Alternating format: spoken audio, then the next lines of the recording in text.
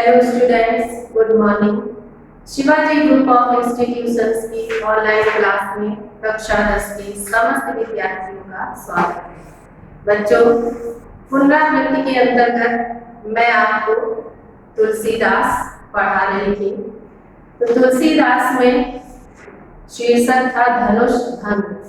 तो धनुष भंग का एक खंड मैंने आपको इसके पूर्व के वीडियो में पढ़ा दिया है। इसके आगे का भाग आज मैं आपको पढ़ाऊंगी। तो बच्चों, इसमें दोहा संख्या 2 दी गई है कि रामनि प्रेम समेत लगी सखिन समीप बुलाई सीता मातु सनेह बस वचन कहि बिलखाई। तो इसमें प्रसंग में क्या लिखेंगे कि जब राजा जनक प्रतिज्ञा करते हैं कि शिव के धनुष पर जो प्रत्यंचा चढ़ाएगा उसी के साथ सीता जी का विवाह होगा। लेकिन दूर दूर से आए हुए राजा जब उस पर प्रत्यंचा चढ़ाने में असमर्थ हो जाते हैं तो अंत में विश्वामित्र राम को आदेश देते हैं और उनके आदेश के अनुसार श्री राम मंच पर उपस्थित होते हैं। तो श्री राम को देखकर सीता जी की जो माँ थी वो बहुत ही चिंतित हो जाती है। अपने मन में विचार कर लेती है कि जिस शिव जी के धनुष को बड़े बड़े राजा छू तक नहीं पाए हैं, तो ऐसे कठोर धनुष को ये किशोर उम्र के कोमल शरीर वाले राम कैसे उठा पाएंगे। तो अपनी इसी चिंता को अपनी सखियों के सामने व्यक्त कर रही है। तो तुलसीदास जी कहते हैं रामनि प्रेम समेत लगी।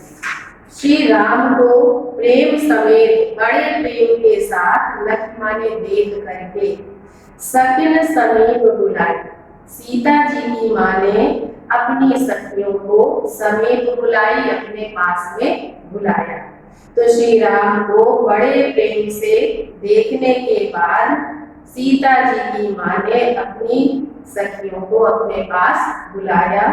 सीता मातु सनेह बस, और सीता जी की माँ बड़े प्रेम के वशीभूत होकर के वचन कहि बिलखाई। इस प्रकार के वचन कहे माने वचन कहने लगी, बिलखाई माने दुखी होते हुए या रोते हुए। तो प्रेम के वशीभूत होकर के सीता जी की माता इस प्रकार से बिलखते हुए रोते हुए अपनी सखियों से वचन कहने लगी। तो क्या कहने लगी? सखी सब कौतुक देखनि हारी, कि हे सखी, यहाँ पर कौतुक धनुष यज्ञ का जो आश्चर्यपूर्ण कार्य होने जा रहा है, इस कार्य को देखने हारी माने जो देखने वाले लोग हैं।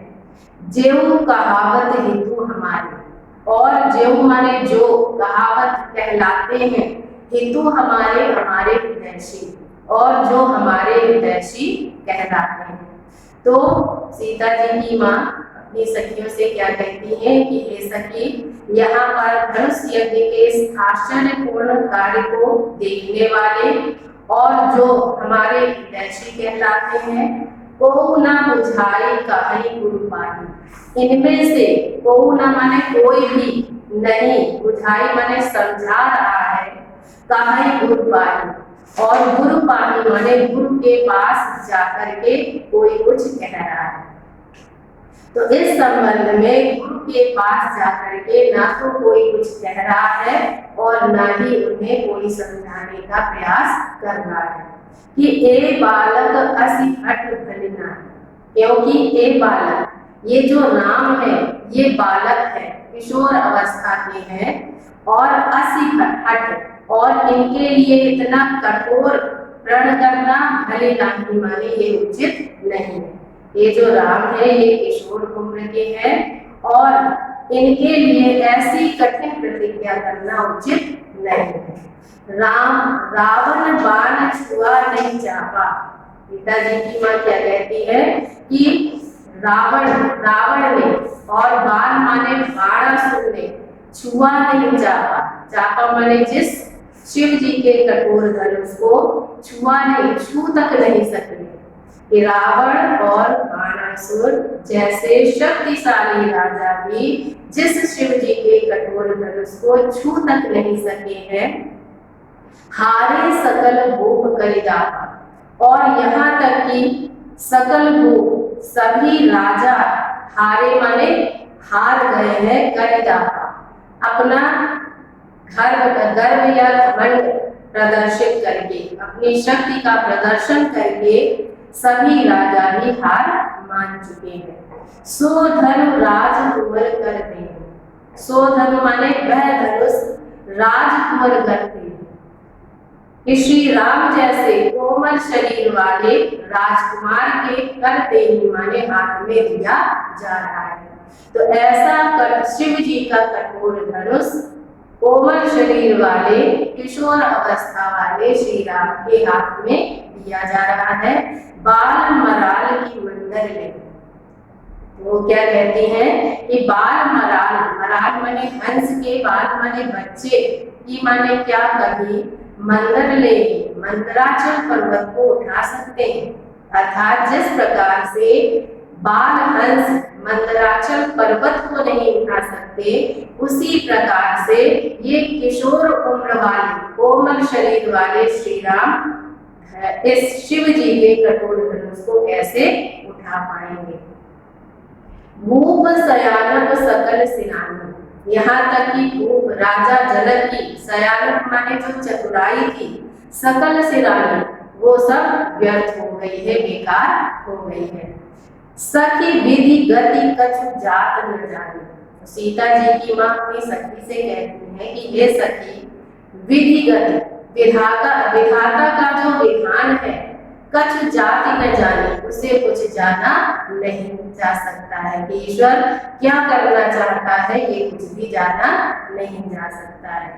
बोली चतुर सखी मृदुबानी, तो उसी समय सीता जी की माँ की जो सखी थी, जो कि अत्यंत चतुर थी, तो उनकी चतुर सखी बड़ी ही कोमल वाणी में बोलने लगी, कहने लगी कि तेज मंत लग गनिय न रानी। ये रानी जो राम है ये देखने में भले ही किशोर उम्र के हैं, कोमल शरीर वाले हैं, लेकिन तेज मंत, ये बड़े ही तेजस्वी हैं।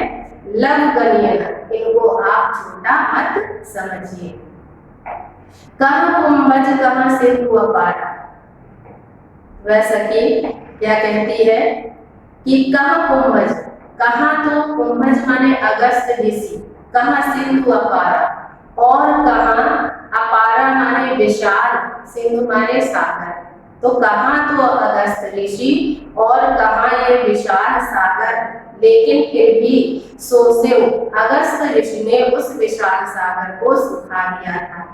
और सुजसु सकल संसार, और अपने सुजसु माने यश, यश सकल संसार माने संपूर्ण संसार में फैला दिया था। रवि मंडल देखत लघु लाभ, उसी प्रकार से रवि मंडल सूर्य का जो बिंब है, देखत देखने में लघु लागा अत्यंत छोटा लगता है। उदय तास त्रिभुवन तम भागा, लेकिन उदय तास माने उसके उदित होने पर त्रिभुवन तम भागा, त्रिभुवन माने तीनों लोगों का, तम माने अंधकार, भागा माने भाग जाता है, दूर हो जाता है। तो बच्चों अब इसके बाद इसमें काव्यगत सौंदर्य लिखेंगे। तो काव्यगत सौंदर्य में भाव पक्ष, भाव पक्ष में पहला पॉइंट लिखेंगे। यहाँ पर सीता जी की माँ की व्याकुलता का बड़ा ही हृदयस्पर्शी चित्रण किया गया है। इसके साथ साथ दूसरा पॉइंट लिखेंगे कि सीता जी की माँ की सखी के वाक चातुर्य, वाक चातुर्य का बड़ा ही स्वाभाविक वर्णन है। इसके बाद कला पक्ष में, कला पक्ष में पहला पॉइंट लिखेंगे भाषा, भाषा में अवधी भाषा का प्रयोग किया गया है। शैली में भावात्मक और प्रबंध शैली है। शब्द शक्ति में लक्षणा शब्द शक्ति है। गुण में प्रसाद गुण हो जाएगा। रस में करुण रस हो जाएगा, अलंकार में अनुप्रास अलंकार लिख सकते हैं और इसके साथ साथ दृष्टांत अलंकार का प्रयोग किया गया है। इसके बाद दिया गया है दोहा संख्या 3। इसमें भी सीता जी की माँ की जो सखी है वो विभिन्न तर्क देते हुए उन्हें समझाने का प्रयास कर रही है। तो क्या कह रही है कि मंत्र परम लघु, कि मंत्र जो होता है परम लघु अत्यंत छोटा होता है, लेकिन लेकिन जिस मंत्र के वश में विधि ब्रह्मा हो जाते हैं, हरि विष्णु हो जाते हैं, हर शिव हो जाते हैं और सुर सर्व, और सर्व सुर माने सभी देवता हो जाते हैं। ये मंत्र अत्यंत छोटा होता है, लेकिन फिर भी उस छोटे से मंत्र के वशीभूत ब्रह्मा विष्णु शिव और सभी देवता हो जाते हैं। महामत गजराज कहूँ बसकर अंकुश खर। यहाँ तक कि महामत अत्यंत मत वाले गजराज कहूँ हाथी को बसकर वश में कर लेता है अंकुश खर्व। खर्व माने एक छोटा सा, अंकुश माने लोहे का कांटा। एक छोटा सा लोहे का कांटा बड़े बड़े मतवाले हाथी को भी अपने वश में कर लेता है। काम कुसुम धन सायक। इतना ही नहीं, काम माने कामदेव, कामदेव भी कुसुम माने पुष्पों के, धनु माने धनुष और सायक माने बाण को लेकर के सकल भुवन अपने वश किए। सकल भुवन माने संपूर्ण संसार को अपने वश किए, अपने वश में किए रहते हैं।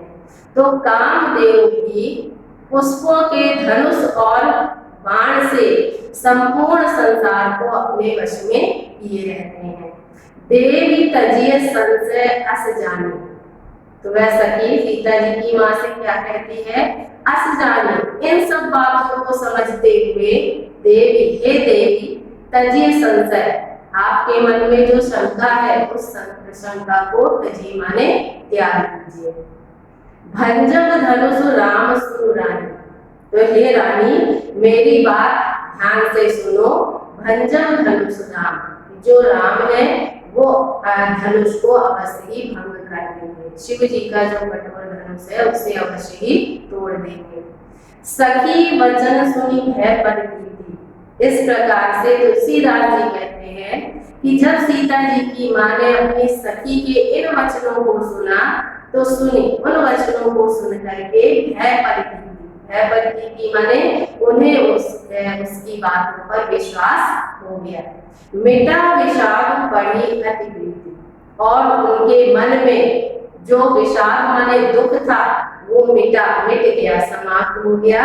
बढ़ी अति प्रीति, और उनके मन में श्री राम के प्रति प्रेम भावना जागृत हो गई।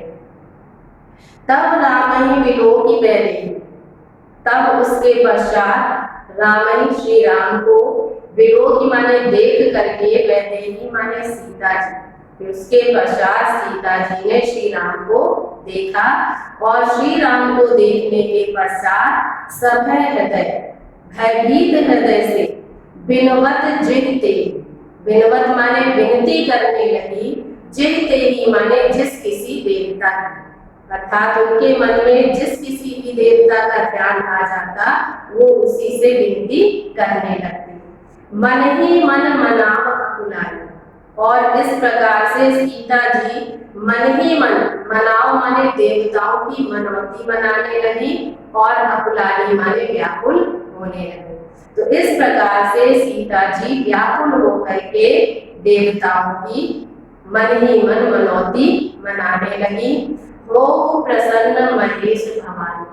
और महेश शिव जी और भवानी पार्वती जी से प्रार्थना करने लगी कि हे शिव जी, हे माँ पार्वती, हो प्रसन्न, आप मुझ पर प्रसन्न हो जाइए। करो सफल आपनी सेवकाई। और करो सफल कर दीजिए आपनी सेवकाई, अपनी सेवा। अर्थात आज तक जो आपकी मैंने सेवा की है, पूजा की है, अर्चना की है, उस पूजा को आज आप सफल कर लीजिए। कर हितु हरऊ चाप गरुआई, और कर हितु और मेरा हित चाहते हुए, हरऊ माने हर लीजिए, चाप गरुआई, चाप माने धनुष की, गरुआई माने भार को, और मेरा हित चाहते हुए इस धनुष के भार को हर लीजिए। गणनायक वरदायक देवा, और क्या कहने लगी, गणनायक, हे गणों के नायक, वरदायक, वर प्रदान करने वाले, देवा, हे देव गणेश, आज लगे कीन्यु तुलो सेवा। आज लगे माने आज तक, कीन्यु माने की है, तुम सेवा माने तुम्हारी सेवा, आज तक मैंने तुम्हारी सेवा की है, तो बार बार विनती सुनी मेरी, तो मैं बार बार आपसे विनती कर रही हूँ, आप मेरी विनती को सुन लीजिए। करम चाप गुरुता अति थोड़ी, और आपसे मेरी यही विनती है कि आप चाप इस धनुष के गुरुता माने भार को अति थोड़ी, अत्यंत हल्का कर्म माने कर दीजिए। तो सीता जी गणेश जी से प्रार्थना करती हैं कि मैं आपसे बार बार विनती कर रही हूँ, मेरी विनती आप सुन लीजिए और इस धनुष के भार को हल्का कर दीजिए। तो इस प्रकार से बच्चों अब इसमें काव्य सौंदर्य में भाव पक्ष में पहला पॉइंट लिखेंगे कि यहाँ पर स्पष्ट किया है कि वस्तु के आकार से उसकी शक्ति का आकलन नहीं करना चाहिए। दूसरा पॉइंट लिखेंगे, सीता जी की व्याकुलता का बड़ा ही मार्मिक और हृदयस्पर्शी चित्रण किया गया है। इसके बाद कला पक्ष में पहला पॉइंट है भाषा।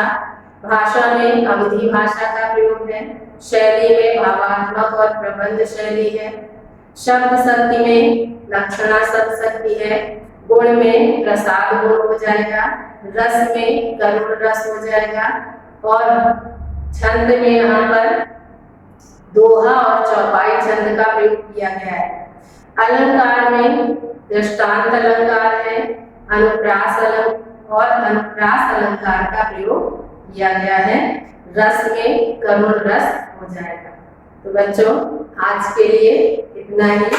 मुझे पूर्ण आशा है कि आपको ये अच्छे से समझ में आ गया होगा। Okay, thank you, have a nice day.